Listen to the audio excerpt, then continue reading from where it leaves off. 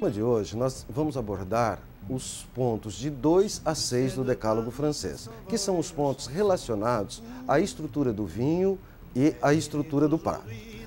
O ponto 2 do Decálogo francês diz que nenhum peixe ou molusco deve ser servido com vinho tinto. Por que isso?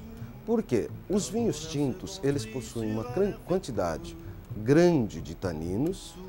Os taninos presentes em grande quantidade nos vinhos tintos, eles acabam reagindo com algumas substâncias que são encontradas nas ostras, nos camarões, nos caranguejos, né, em todos os frutos do mar.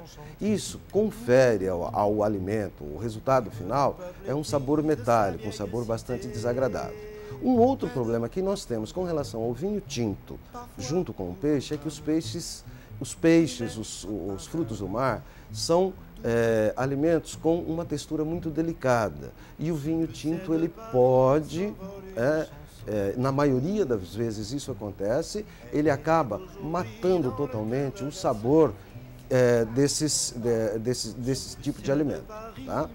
Então, devemos evitar ao máximo a utilização de vinho tinto com frutos do mar, primeiro pelo sabor desagradável que gera e também devido à possibilidade do vinho matar totalmente o sabor do prato.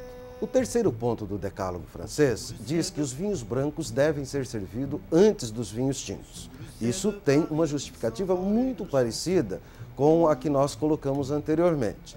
Os vinhos brancos, eles são produzidos sem a presença da casca durante o processo de fermentação.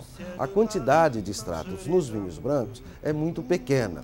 Os vinhos tintos, devido à fermentação ser feita junto com a casca, geralmente têm uma estrutura muito maior.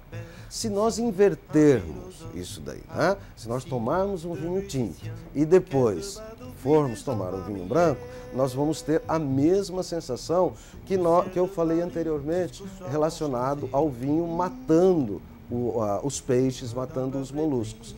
O vinho branco, ele vai praticamente desaparecer, embora ele possa ser um grande vinho. E lembramos que informações adicionais sobre compatibilização vinho-comida ou sobre qualquer outra informação que você tenha necessidade sobre vinhos podem ser obtidas através do nosso e-mail vinivita.web@hotmail.com. Uma boa noite.